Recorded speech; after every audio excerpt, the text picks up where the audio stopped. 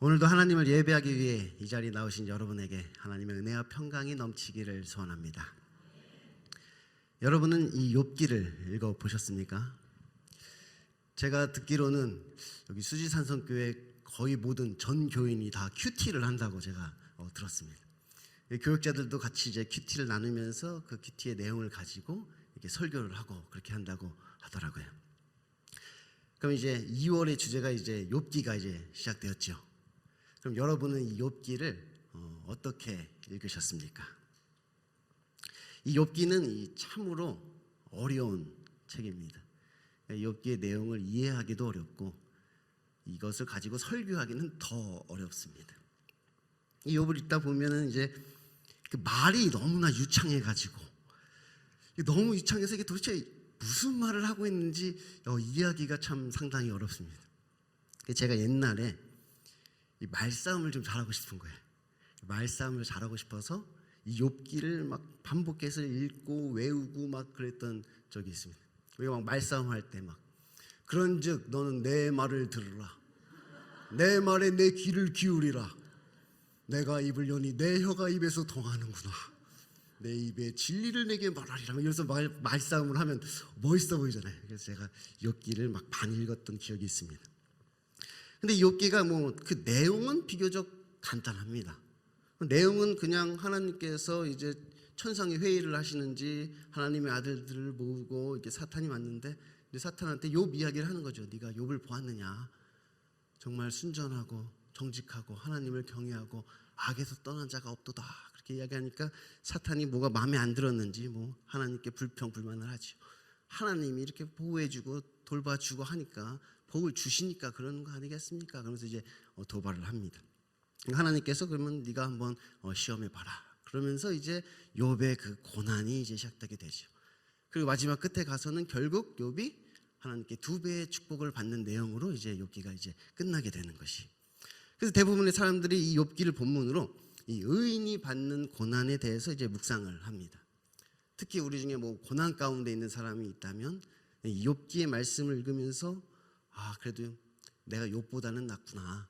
이렇게 위로를 받기도 하고 그래 욥이 이렇게 그 고난 가운데 결국 2배의 축복을 받은 것을 보니 나도 욥과 같이 시험을 이기고 견뎌서 2배의 축복을 받아야겠다. 이렇게 도전을 받기도 합니다.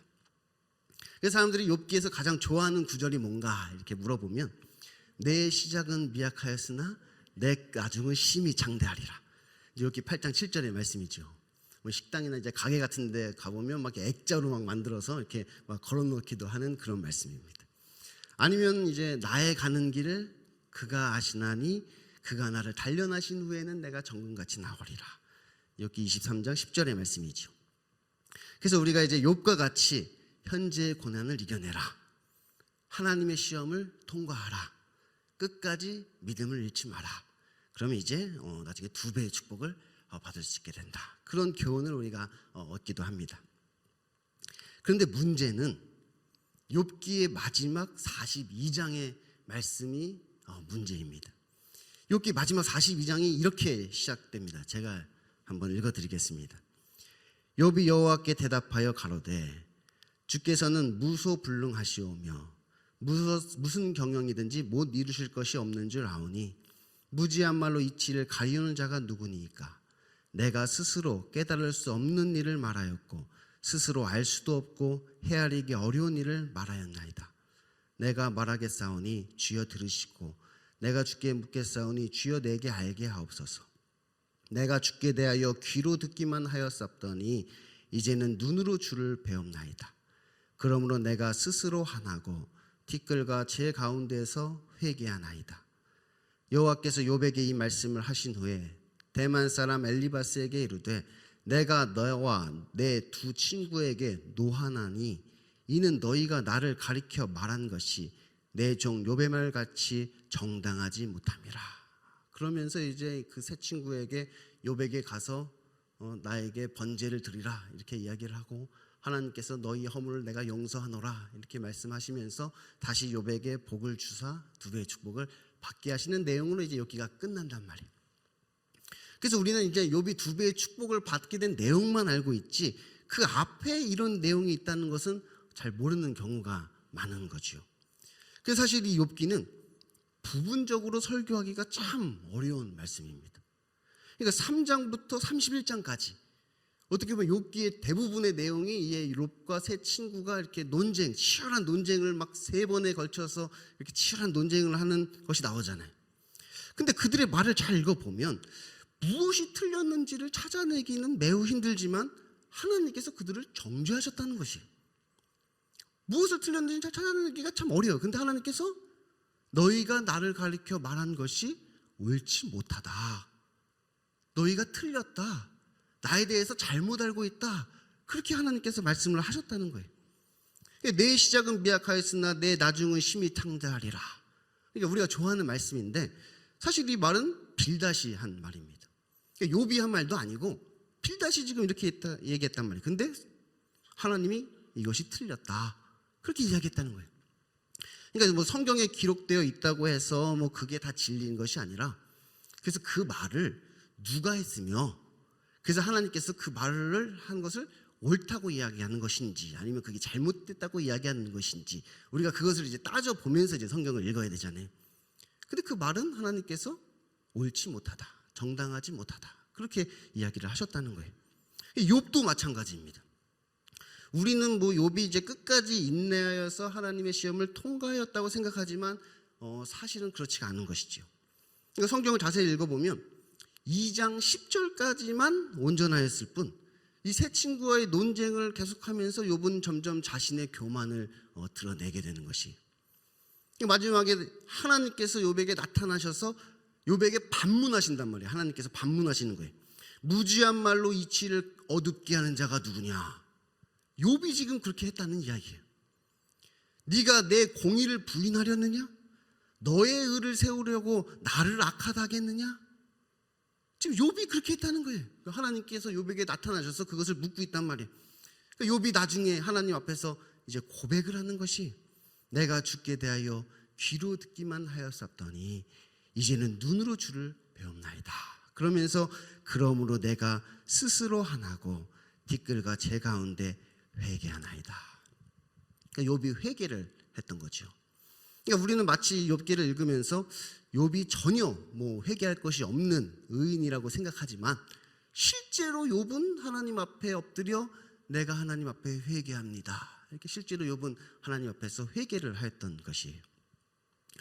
그런데 앞에서 말씀드렸듯이 하나님께서 이 욥과 세 친구가 틀렸다 말했지만 무엇이 틀렸는지를 알기는 참으로 어렵습니다. 그 내용을 자세히 살펴보면 뭐 다 옳은 소리 같습니다. 모두 하나님을 높이고 죄를 멀리하라 그렇게 이야기를 하고 있다는 것이. 그러니까 욥의 아내 같은 경우는 하나님을 욕하고 죽으라 뭐 이렇게 아내는 이야기했으니까 이건 잘못됐지, 이건 틀렸어. 우리가 대본에 알 수가 있는데 이 욥과 세 친구의 논쟁을 들어보면 이 말이 너무나 옳은 말이어서 흠잡을 데가 없습니다. 세 친구의 이야기도 읽다 보면 뭐가 틀린 거지? 마치 틀린 그림 찾기 하듯이 하나님이 뭔가 틀렸다고 말씀하셨는데 도대체 어디가 틀린 거야? 막 찾으려고 해도 그것을 찾기가 어렵단 말이에요. 그 내용 속에 뭐 신학적으로 문제 삼을 만한 것을 발견하기가 어렵습니다. 그래서 우리는 이것을 이제 그 내용보다는 이제 고난에 빠진 친구를 위로했어야 함에도 불구하고 위로하지 않은 막 비난하고 정죄한 그 세 친구들의 태도를 이제 우리가 문제 삼게 되는 것이죠. 고난에 빠진 자를 아무리 맞는 말이라도 그렇게 하면 안 된다. 위로해줘야지. 이렇게 막 정죄하고 비난하면 되겠느냐. 그러니까 그 태도가 잘못됐다. 이제 우리가 그렇게 이야기하기도 하죠. 하지만 하나님께서는 분명히 뭐라고 말씀하셨느냐? 너희가 나를 가리켜 말한 것이 정당하지 못하다. 그렇게 말씀하셨단 말이에요. 물론 태도도 잘못되었죠. 태도도 잘못되었는데 하나님께서는 그들의 태도뿐만 아니라 태도가 아니라 그 말이 잘못되었다고 말씀을 하셨다는 거예요.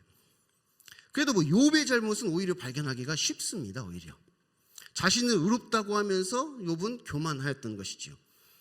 하나님이 자신과 원수가 되었다 뭐 이렇게까지 이야기를 했단 말이에요. 하지만 이 욥의 말을 잘 또 들어보면 욥은 실제로 의롭게 살았고 그 삶에 있어서 또 떳떳했습니다. 욥이 뭐 거짓말을 하는 게 아니에요. 욥은 진짜 실제로도 그렇게 의롭게 살았단 말이에요. 실제로 욥이 막 하소연을 하고 항변을 하는 거 읽어보면 막 눈물이 쏟아질 지경입니다. 막 내가 가난한 자들을 어떻게 도와줬고 고아와 과부들을 어떻게 도와줬고 난 다른 사람을 압제한 적도 없고 이런 일을 한 적도 없고 저런 일을 한 적도 없고 내가 얼마나 욥이 진짜로 의롭고 바르게 살았는지를 읽어보면 알 수 있단 말이에요.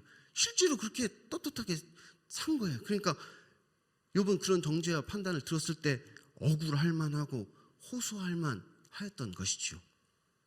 실제로 야고보서 5장 11절에서는 이 욥을 인내하는 자로 그렇게 묘사를 하기도 합니다. 욥을 인내하는 자라는 거예요. 그래서 우리는 오히려 이 욥의 모습을 본받기 원하는 것이죠. 그러니까 욥의 고난을 우리가 의로운 자의 고난이라 생각하면서 나도 이제 결국 욥처럼 이렇게 인내하고 시험을 통과하여 끝에 이제 2배의 축복을 받아야지. 그렇게 우리가 교훈을 얻기도 한다. 뭐 이게 잘못되었다는 말은 아닙니다.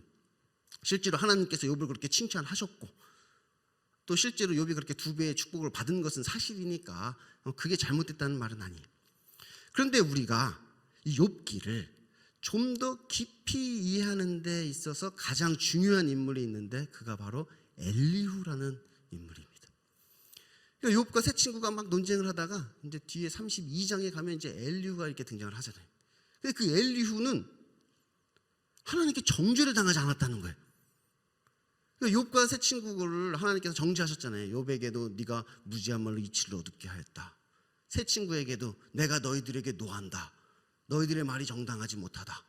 근데 하나님한테 유일하게 정죄를 당하지 않은 인물이 있는데 그 사람이 바로 이 엘리후였던 거예요. 그러니까 어찌 보면 이 욥기에서 가장 하나님의 마음에 합한 자를 뽑으라 그런다면 어찌 보면 욥이 아니라 엘리후일 수가 있는 거죠. 어찌 보면 하나님의 마음에 가장 합하게 이야기한 사람이 누구냐? 엘리후란 말이야. 그래서 엘리후가 막 욥에게 막 이야기를 한단 말이야. 나중에 나타나서 막 이야기를 하는데 하나님께서 마치 그 엘리후의 말을 이어받듯이 등장하십니다. 이어받듯이 등장하셔서 이제 무지한 말로 이치를 어둡게 하는 자가 누구냐? 너는 대장부처럼 허리를 동이고 내 말에 답해봐라. 그러면서 이제 하나님께서 말씀을 하시잖아요. 그걸 엘리후에게 얘기한 게 아니라 욥한테 그렇게 얘기했단 말이에요. 욥이 그랬던 것이죠. 아니 그럼 도대체 그 엘리후 그는 욥에게 무슨 말을 했던 것일까요? 하나님께 유일하게 정죄를 당하지 않았던 그 엘리후는 욥에게 무슨 말을 했을까요? 제가 목이 좀 말라서 물 좀 마시고 10초 후에 제가 이어서 하겠습니다.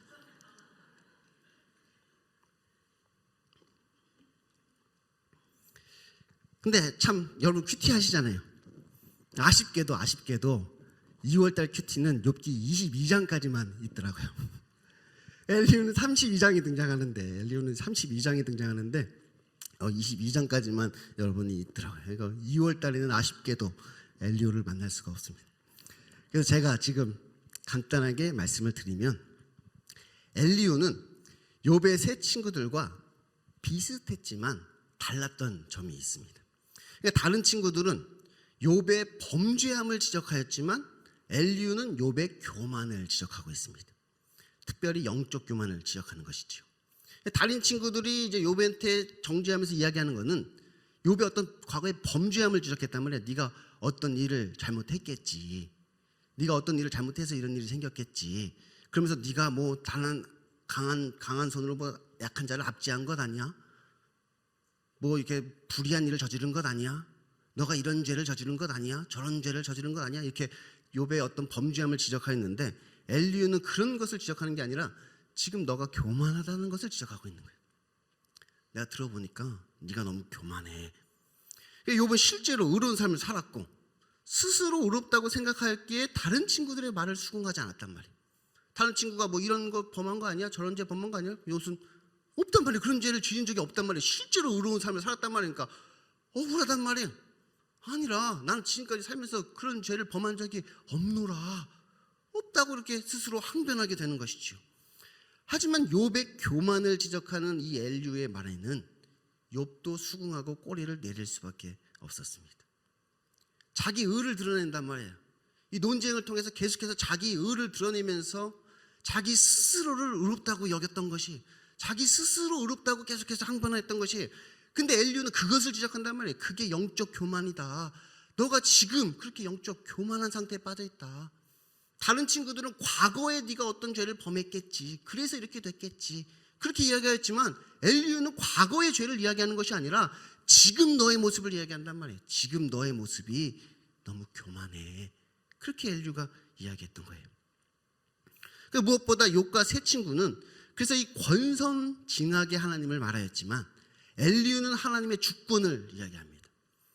그러니까 욥과 세 친구의 논쟁의 논리는 권선징악의 하나님이란 말이에요. 권선징악. 그러니까 선을 행하는 자에게 복을 주고 악을 행하는 자에게 벌을 주시는 그 하나님. 그 하나님을 전제로 놓고 이제 네가 무슨 죄를 지었으니까 벌을 받는 거지, 이런 논리를 가지고 지금 이야기를 하고 있단 말이에요. 근데 엘리야는 그런 논리가 아니에요. 하나님의 주권을 이야기하는 거예요. 세 친구는 욥에게 네가 무슨 악을 행하였으니까 그렇게 했겠지, 이렇게 추궁을 하면 욥은 오히려 악인의 형통을 이야기한다면, 악인의 형통. 무슨 악을 행해서 그렇다. 그럼 나보다 더 악을 행한 저들은 왜 형통하냐? 그럼 너희들은 그런 악을 행하지 않았느냐? 욥이 그렇게 이제 하소연을 계속해서 하였던 것이. 반면에 이 하나님의 주권을 말하는 엘리야는 이 공의의 하나님을 믿으며 모든 사건 가운데 하나님의 뜻을 구하라고 그렇게 이야기를 하고 있다는 거예요. 그러니까 이 기독교는 단순히 권선징악의 하나님을 믿는 것이 아닙니다. 물론 우리가 기독교 가운데 권선징악이 있지만 기독교에서 믿는 것은 무엇이냐? 어떤 권선징악의 하나님이 아니라 하나님의 주권을 우리는 믿는단 말이에요. 하나님의 주권. 실제로 하나님께서 욥에게 나타나셔서 이 욥의 질문에 대해서 답을 주시기보다는 오히려 하나님의 권능을 보이시며 이 세상을 창조하시고 다스리시는 하나님의 통치와 하나님의 주권을 욥으로 하여금 깨닫게 하시는 것이에요. 실제로 하나님도 나타나셔서 욥을 위로하지는 않으셨습니다. 어이구 욥아, 그동안 고생 많았지. 내가 그러고 싶어서 그런 게 아니라 사탄이 그래서 어쩔 수 없이 그런 거야. 잘 참았어. 괜찮아. 이제 괜찮아. 위로하지 않았다면 하나님도 나타나셔서 막 욥을 위로하시는 것이 아니라 너는 대장부처럼 허리를 동이고 내 앞에 서서 내가 묻는 말에 답할지어다. 내가 이거 세상 창조할 때 너는 뭘 하고 있었느냐? 내가 이 세상을 다스리고 통치하는데 너는 거기서 무슨 일을 하고 있느냐? 그러면서 하나님의 주권적 섭리와 권위를 그에게 나타내 보이신단 말이에요. 그러니까 욥은 그 얘기를 듣고 이제 할 말 없이 이제 꼬리를 내리고 그렇게 듣고 있게 되는 것이지요. 그리고 고백한단 말이에요. 내가 지금까지 귀로 듣기만 하였사오니 이제 눈으로 주를 배움나이다. 욥이 마지막에 그 고백을 하나님 앞에서 하게 되는 것이. 그러므로 우리는 이제 이 죄에 대한 개념을 좀 바꿔야 하는 것입니다. 그러니까 욥과 세 친구가 생각한 대로 무슨 선행을 많이 하고 의로운 일을 많이 한다고 해서 죄인이 아닌 것이 아니라는 것이에요. 순전하고 정직하여 하나님을 경외하여 악에서 떠난 자? 그렇다고 그가 죄인이 아닌 것은 아닌 것이지요. 이 세 친구는 욥의 악행을 정죄하였지만 욥은 오히려 자신의 의로운 삶을 내세우면서 자기의 의를 강조하였단 말이에요. 악행을 지적하면 지적할수록 더 자기의 의를 내세우고 있는 것이, 내가 얼마나 의롭게 살았는지를 계속해서 내세우고 있단 말이에요. 결국 욥은 그것으로 인하여서 이제 교만하여져서 하나님을 원망하고 하나님과 대면하여서 이제 하나님과 단판을 쳐보겠다, 그렇게까지 나가게 되는 거예요. 하나님을 내가 이해하지 못하겠다. 하나님이 왜 나의 원수가 됐는지 모르겠다. 내가 차라리 빨리 하나님의 심판대 앞에 서서 하나님한테 한번 따져보고 싶다. 그렇게까지 지금 욥은 이야기하고 있다는 거예요. 우리의 이 죄악된 본성은 타락 이후 우리의 본성 속에 뿌리 깊이 박혀 있어서 언제나 우리를 넘어지도록 유혹하고 있는 것이, 곧 죄는 우리가 교만하여지는 것으로 하나님을 불신하는 것이고 예수 그리스도를 믿지 않는 것이 죄인 것입니다. 자기 의를 내세우면서 나 자신을 스스로 의롭게 여기는 그 영적 교만이 바로 죄란 말이에요. 지금 무엇을 의지하는가? 지금 나는 무엇을 의지하고 있는가? 하나님의 은혜를 의지하고 있는가? 아니면 나 자신의 행위를 의지하고 있는가? 십자가의 고혈의 그 복로를 내가 의지하고 있는가? 아니면 나 자신의 공로를 지금 내가 의지하고 있는가? 나는 지금 무엇을 의지하고 있는가? 그 싸움이란 말이에요. 그러니 하나님을 향한 이 사단의 참선은 사실이었던 것입니다. 사단이 여호와께 대답하여 이르되 욥이 어찌 까닭 없이 하나님을 경외하리이까? 주께서 그와 그의 집과 그의 모든 소유물을 울타리로 두르심 때문이 아니니까. 주께서 그의 손으로 하는 바를 복되게 하사 그의 소유물이 땅에 넘치게 하셨음이니이다. 이제 주의 손을 펴서 그의 모든 소유물을 치소서. 그리하시면 틀림없이 주를 향하여 욕하지 않겠나이까? 이제 주의 손을 펴서 그의 뼈와 살을 치소서. 그리하시면 정령 대면하여 주를 욕하리이다. 사단이 참소했단 말이에요.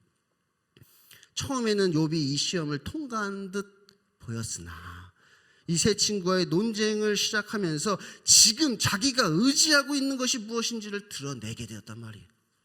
세 친구와 논쟁하며 지금 내가 의지하고 있는 것이 무엇인가, 그것을 욥이 드러낸 것이. 그러므로 이 욥의 이야기는 의인이 받는 고난이 아니라 하나님의 은혜를 입지 못한 자의 현실을 지금 우리에게 보여주고 있는 것이, 하나님의 은혜를 입지 못한 자의 현실. 주께서 그와 그의 집과 그의 모든 소유물을 울타리로 두지 않으면 우리 모두는 이 욥과 같은 고난에 처할 수밖에 없는 현실이란 말이에요. 하나님께서 우리를 보호해 주지 아니하시면 누구든지 이 욥과 같은 상황에 처할 수밖에 없는 상황이란 말이에요. 그렇게 될 수밖에 없단 말이에요. 그렇게 되는 우리의 현실인 거예요. 만약 하나님께서 사탄에게 욥의 생명마저도 허락하셨다면 그는 사탄과 함께 멸망받을 수밖에 없는 존재란 말이에요. 하나님이 그의 생명마저 그 사탄에게 내어주셨다면 그는 그냥 그 사탄과 함께 멸망받게 되는 것이, 이 죄인의 구원도 악인의 멸망도 모두 하나님의 주권하에 있는 것입니다. 우리가 이 세상에서 선행을 많이 하고 의로운 삶을 살 수 있는 것도 다 하나님의 은혜인 것입니다. 우리가 이렇게 교회에 나와서 하나님을 찬양하고 하나님을 예배하고 하나님께 기도할 수 있는 것도 다 하나님의 은혜인 것이, 죄로 인하여 죽을 수밖에 없는 우리가 이 구원의 소망을 가지고 살게 된 것도 다 하나님의 은혜인 것입니다. 보라, 인내하는 자를 우리가 복되다 하나니 너희가 욥의 인내를 들었고 주께서 주신 결말을 보았거니와 주는 가장 자비하시고 긍휼히 여기시는 자신이라. 야고보서 5장 11절의 말씀입니다. 근데 여기서 뭐라고 얘기하느냐? 주는 가장 자비하시고 긍휼히 여기시는 자라는 사실을 이야기하고 있는 거예요. 그러니까 욥의 인내보다 중요한 것이 있는데 그게 뭐냐? 하나님의 자비와 긍휼인 것입니다. 너희가 욥의 이야기를 들었고 그 결과를 너희가 알고 있는데 지금 이것이 무엇을 말하느냐? 주는 가장 자비하시고 긍휼히 여기시는 자라는 사실을 이야기하고 있다는 거예요. 이게 욥기의 주제라는 거예요. 이게 욥기의 내용이라는 거예요. 오직 그의 생명은 해야지 말지니라. 오직 그의 생명은 해야지 말지니라. 너가 다른 것은 다 건드려도 그것만은 건들지 말지니라. 그것은 내가 허락하지 아니하노라. 여러분은 이 욥기를 어떻게 보십니까? 욥이라 이름하는 사람이 있었는데 그 사람은 순전하고 정직하여 하나님을 경외하며 악에서 떠난 자더라. 이러한 욥이 믿음을 지키고 신앙을 지켜서 하나님께 2배의 축복을 받게 되었다고 생각하십니까?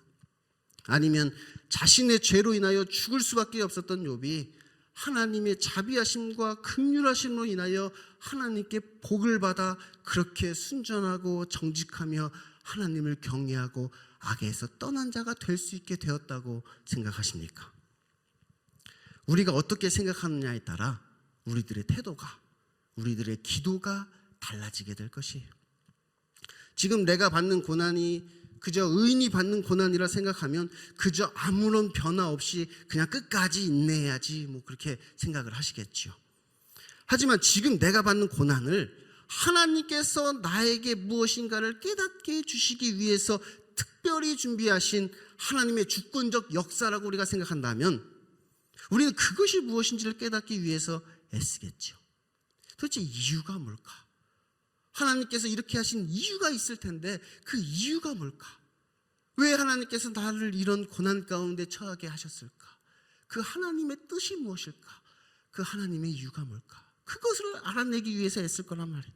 그런데 보통 그것은 우리를 구원하기 위한 하나님의 자비하심과 긍휼하심입니다. 그 일을 통하여, 그 고난을 통하여 하나님을 알게 하시려고,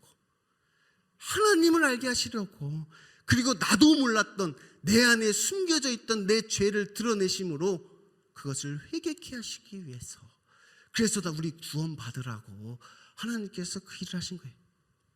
내가 주를 귀로만 들었었더니 이제는 주를 눈으로 배움나이다. 그 고백이 우리의 인생 가운데 터져 나오게 하시려고, 지금까지 내가 그냥 하나님을 귀로만 들었는데 이 고난을 통해 이제 주를 알겠습니다. 주님께서 나에게 원하시는 것이 무엇인지 알겠습니다. 이제 내가 주를 눈으로 배웁니다. 그 고백을 하나님께서 원하시는 것이에요. 그러니 이러한 하나님의 역사가 우리 수지산성교회 성도들 가운데도 나타나게 되기를 소망합니다.